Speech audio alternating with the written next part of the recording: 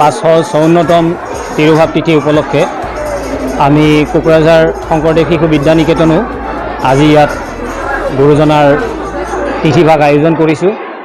যোৱা 2টা বছৰ আমি কৰোনাৰ কাৰণে এই তিথি আমি পালন কৰিব পৰা নাছিলোঁ। আমি প্ৰতি বছৰেই পালন কৰি আহোঁ, কিন্তু যোৱা 2টা বছৰ আমি পালন কৰিব পৰা নাছিলোঁ।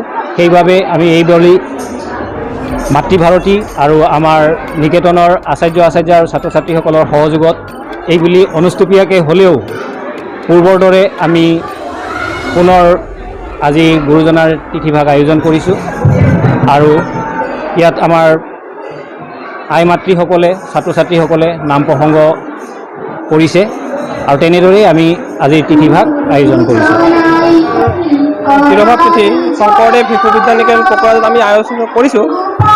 আমি বিচাৰিছোঁ যে গুৰুজনাৰ মহান আদৰ্শক আমাৰ উঠি অহা প্ৰজন্মই যাতে ধৰি ৰাখে, সেইকাৰণে সকলোৱে যাতে গুৰুজনাৰ যিখিনি মহত্ব আছে সেইখিনিক উপলব্ধি কৰে, তাৰ কিঞ্চিত মাত্ৰ আমি চেষ্টা কৰিছোঁ নিকেতনৰ ছাত্ৰ ছাত্ৰীৰ ফালৰ পৰা দেখুৱাবলৈ। সেইকাৰণে আমি ইয়াতে অনুষ্ঠিত কৰিছোঁ।